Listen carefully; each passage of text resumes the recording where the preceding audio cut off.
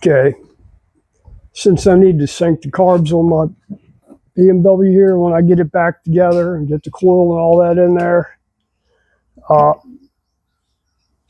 the vacuum gauges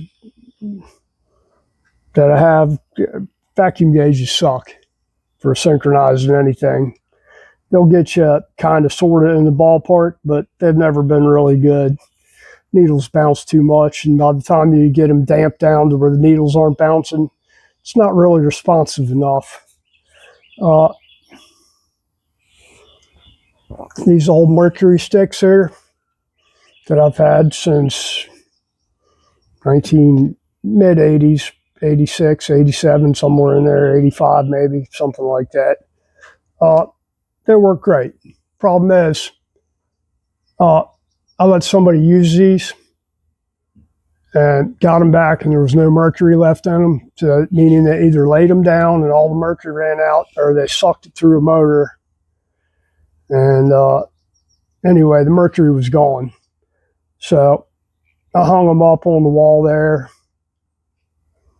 and bought another set that actually did have mercury in it. And same thing happened again. Stupid me, I let somebody borrow the damn things, and actually with those ones I never got them back. So, and good luck finding mercury. The last time I tried to get mercury, nope. Can't have it, can't buy it. And I'm going to try and use probably two-stroke oil, or a mixture of two-stroke oil and glycerin to make it viscous enough that it kind of be able to read it. The specific gravity of the mercury works good because it goes up and it doesn't really bounce around much, because it's, heavier. It's a heavy metal, so it's heavier than just about anything else that you'd be able to use. But we're going to try a two-stroke oil mixed with glycerin and see how that works when we get ready to do it. I have to replace the hoses on here, of course. Still have all the fittings for different intake manifolds or different bikes to do it.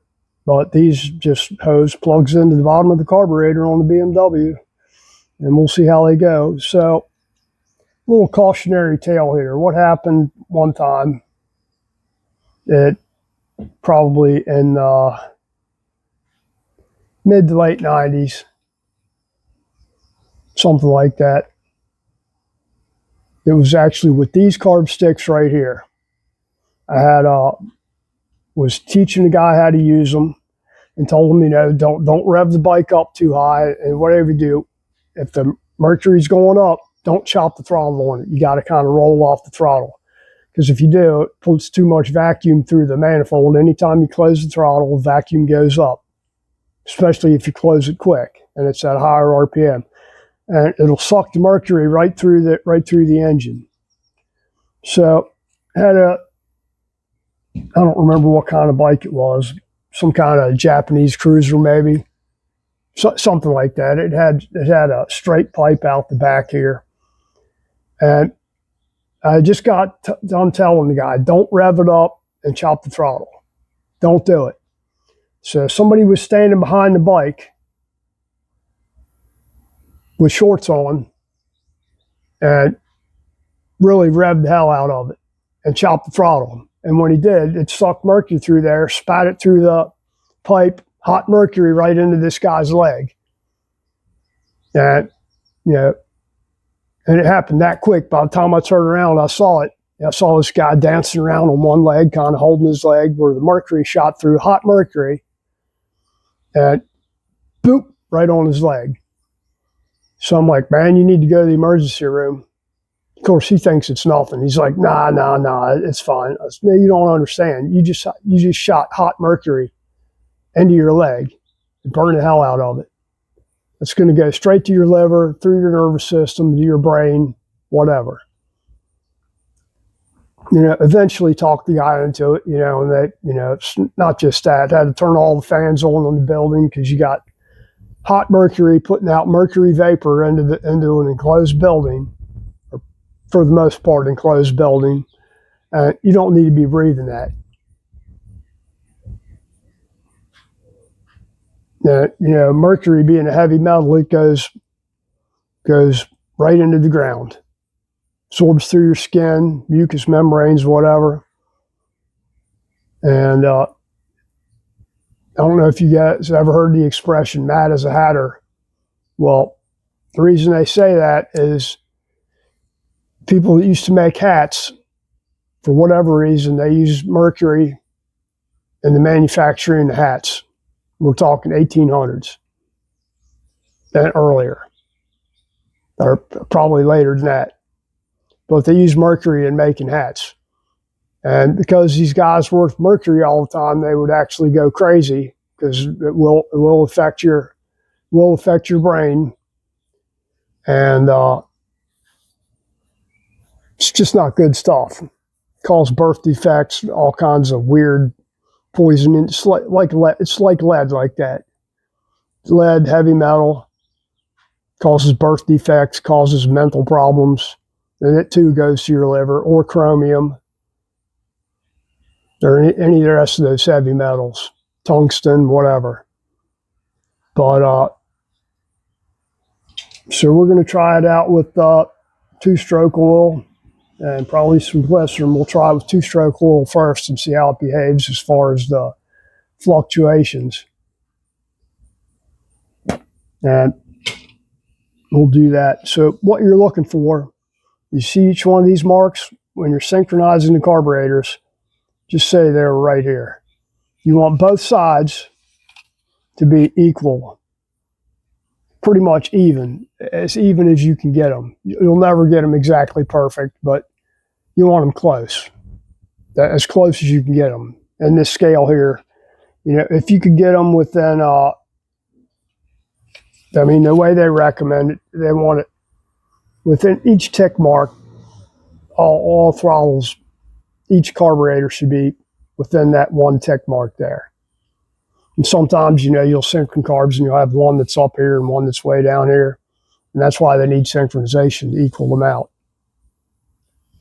for the same amount of vacuum, really. But vacuum gauges don't work so good. Like I said, you'll have fluctuations like crazy. And even though they have dampers on them, by the time you turn the dampers in, the needles aren't responsive enough, sensitive enough to really equal things out. But that's all I got for mercury sticks today. Soon to be two-stroke oil sticks mixed with glycerin, but we'll see how that works. I know they had some other fluid that they use, which is like a red synchronizer fluid or whatever. I forget the exact name of it. They had some catchy little name for it back then when they were trying to do away with these things.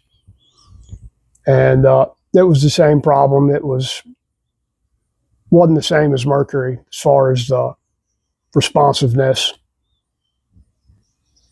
But we're going to try that, and we might have to put dampers on here too. We'll see. I got a couple little screw dampers to put it in line there if I have to use them. But we'll see when we get to that point. I don't have anything that I can synchronize right now. And need to do the carbs on that BMW. But kind of wait until I get the coil to put on that thing. I am replacing the coils on it with one single coil, dual output single. That's neither here nor there. So we'll be synchronizing them before too long. Now, everybody thinks it's just for carburetors. It's not.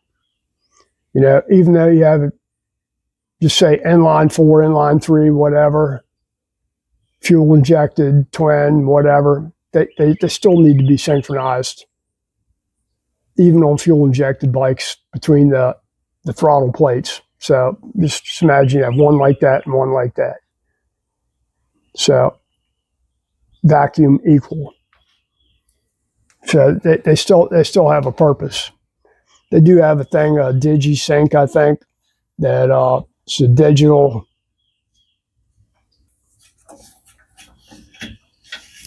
digital gauge that looks pretty snacky booty.